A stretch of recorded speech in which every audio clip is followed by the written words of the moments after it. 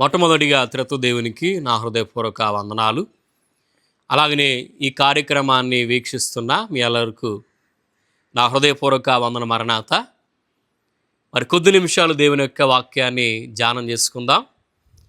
ఆదికాండము 32వ అధ్యాయము 22వ వచనం చదువుకుందాం.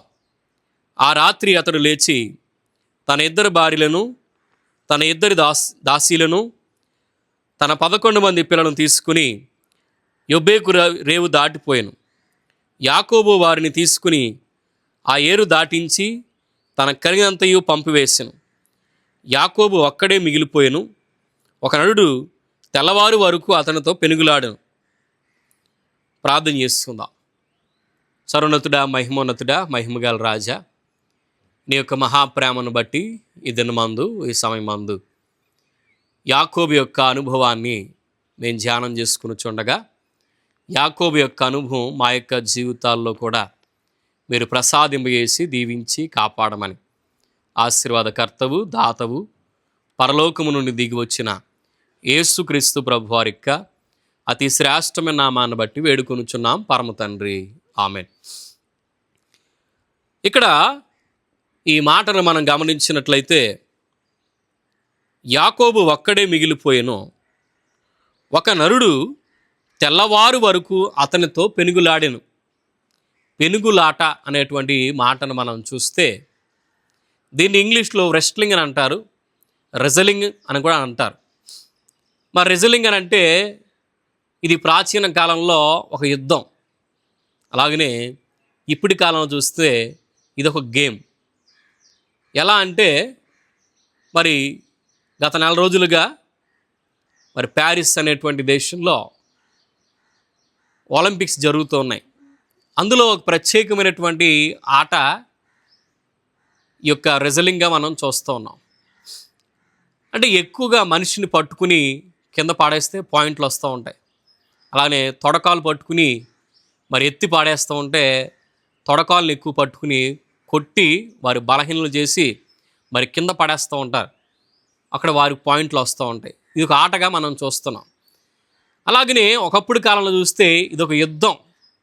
ఇక్కడ యాకోబు అంట ఒక మనిషితో రాత్రంతా కూడా పెనుగులాడుతున్నాడు.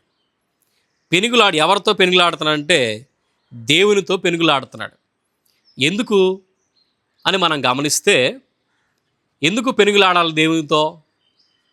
మరి యాకోబు వెనక చూస్తే, యాకోబు తన మామ అయినటువంటి లాబాను దగ్గర నుండి తన ఇద్దరు భార్యలను, 2 దాసీలను, 11 మంది పిల్లలను, మరి 8 వేలాది గొర్రెలను, అలానే ఒంటెలు, తర్వాత తనకు కలిగిన సమస్తపు ఆస్తంతటిని పట్టుకుని వస్తూ ఉన్నాడు.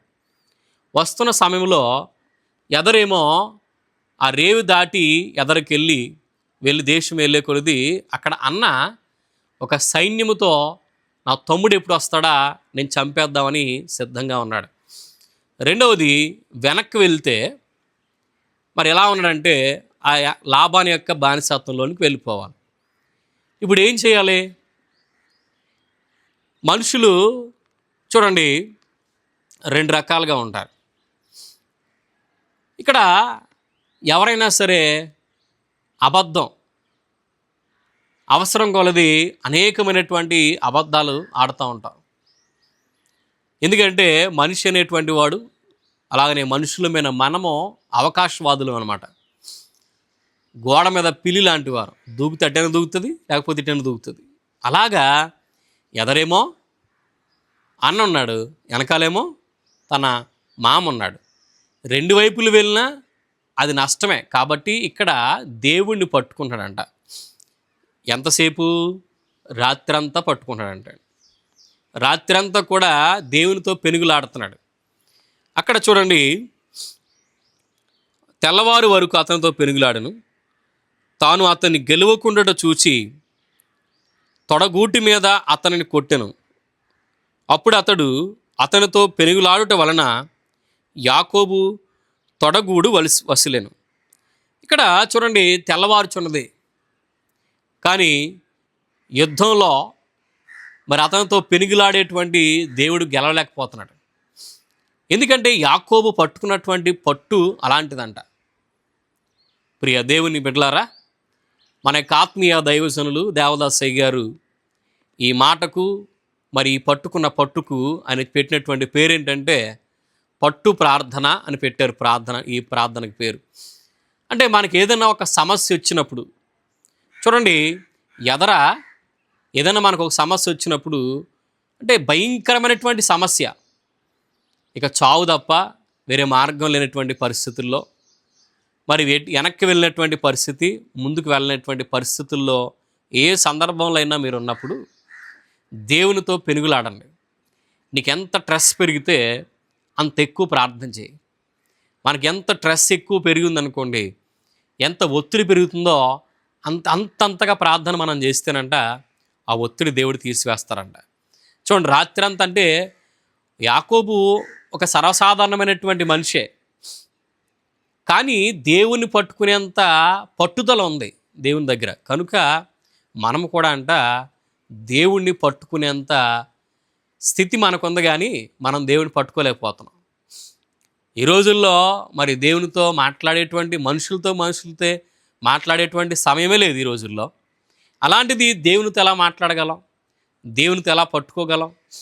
దేవుని పట్టుకోవాలి. మనకి ఏదైనా బాగా సమస్య తీవ్రమైనటువంటి స్థాయిలో ఉన్నప్పుడు చూడండి, మన హాస్పిటల్కి వెళ్ళినప్పుడు ఆ వ్యాధిగ్రస్తుడికి వ్యాధి తీవ్రతగా ఉన్నప్పుడు డోసేజ్ ఎలాగైతే పెంచుతాడో డాక్టర్, అలాగున మన జీవితాల్లో కూడా ప్రార్థన అనేటువంటిది డోసేజ్ ఎక్కువ పెంచితే అప్పుడంట చూడండి, రాత్రంతా కూడా పెనులాడంట. దేవుడే ఇంకా ఈ నరుడు నన్ను వదిలిపెట్టలేదని చెప్పి యాకోబు యొక్క తొడగూటి మీద కొట్టగానే ఆ తొడగూడి వసూలైనటువంటి మాట మనం చూస్తున్నాం. చూడండి ప్రియ దేవుని బిడ్డలారా, అక్కడ ఏమంటున్నాడంటే యాకోబు, ఆయన తెల్లవారుచున్నది గనుక నన్ను పోనిమనగా అతడు, నీవు నన్ను ఆశీర్వదిస్తేనే కానీ నేను నిన్ను పోనివ్వనను. అంటే ఇక్కడ చూడండి, మనం ఏదన్నా ఒక సందర్భాన్ని బట్టి ప్రభువా నాకు ఇది కావాలి అని అడిగినప్పుడు దేవుణ్ణి అది ఇస్తేనే అంతవరకు కూడా మనం లెక్క కూడా అక్కడ ఉండి. ఇప్పుడు చిన్నపిల్లలు మనం వారిని ఏం చేస్తాం, ఏదైనా షాప్ దగ్గర తీసుకెళ్ళినప్పుడు వారు నచ్చిన వస్తువు కనబడింది అనుకోండి, ఆ నచ్చిన వస్తువుని బట్టి ఏం చేస్తారు, ఒరే వద్దురా ఇది అనగానే కాకుండా ఏం చేస్తారంటే కూర్చుని అది ఇచ్చేంతవరకు ఏడుస్తారన్నమాట. ఆ ఏడ్చినప్పుడు మనం ఎలాగైనా సరే వారికి మరి కొద్దిసేపు అడిగించుకుని తర్వాతైనా మనం కొనిపెడతాం. అలాగే చూడండి, ఇక్కడ దేవుడు ఏం చేస్తున్నారంటే యాకోబు అంటున్నాడు, నీవు నన్ను ఆశీర్వదిస్తేనే కానీ నేను నిన్ను పోనివ్వను. చూడండి, అక్కడ దేవుడు ఏం చేస్తున్నాడంటే చూడండి, యాకోబేమో నీవు నన్ను ఆశీర్వదిస్తేనే కానీ పోనన్నాడు. దేవుడు ఒక ప్రశ్న వేస్తున్నాడండి, నీ పేరేంటి అని అడిగాడు. ఒకసారి అందరూ ఆలోచించవలసినటువంటి మాట ఇది. దేవుడికి యాకోబు పేరేంటో తెలీదా? తెలుసు కదా, మరి ఎందుకు అడుగుతున్నాడు? ఒక్కసారి జ్ఞాపకం చేసుకున్నాడు, ఎందుకు అడుగుతున్నాడు దేవుడు యాకోబు పేరు? మరి చూడండి, ఇక్కడ ఆనాటి కాలంలో యాకోబు చిన్నతనంలో మరి ఇస్సాకు పిల్లలు కదా, యాకోబు యాషావు. మరి ఇస్సాకు అంధుడిగా ఉన్నప్పుడు అక్కడ మరి మారు వేషంలో తండ్రి ఆశీర్వాదాలు పొందడానికి యాకోబు తండ్రి దగ్గరికి వెళ్ళినప్పుడు నీ పేరేం పేరు అని అడిగితే అక్కడ ఆశీర్వాదం కొరకు ఏం చేశాడంట, యాషావు అని చెప్పాడు. ఇక్కడ ఆశీర్వాదమే కావాలి. ఇప్పుడు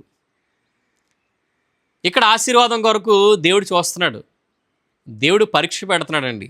ఎలాంటి పరీక్ష అంటే, నువ్వు యాకోబు అని చెప్తావా, యాషావు అని చెప్తావా, లేకపోతే ఆ లాభాన దగ్గర ఉన్నటువంటి అక్కడ పెట్టుకున్నటువంటి పేర్లు ఏమైనా ఉంటే ఆ పేర్లు చెప్తావా అని దేవుడు పరీక్ష పెడుతున్నాడు. మనిషి ఎలాంటి వాడంటే అవకాశవాదండి.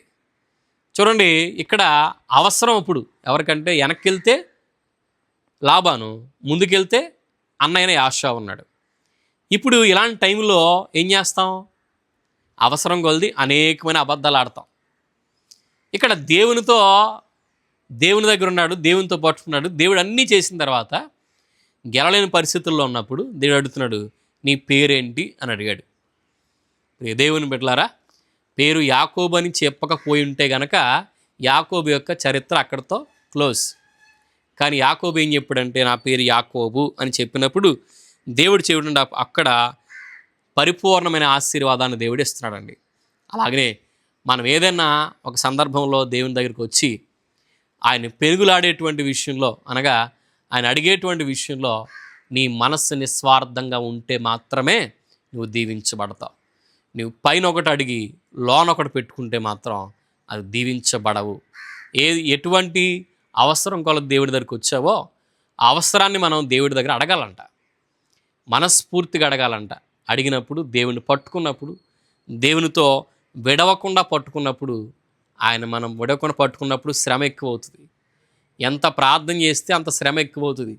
ఆ శ్రమలో దేవుడు నిన్ను ఆనాటి కాలంలో యాకోబుని ఎలాగైతే పరీక్షించాడో అలాగ నిన్ను కూడా దేవుడు పరీక్షిస్తున్నాడు.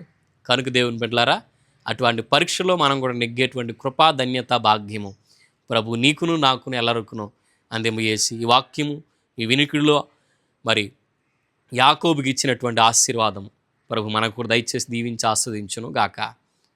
మరణాత.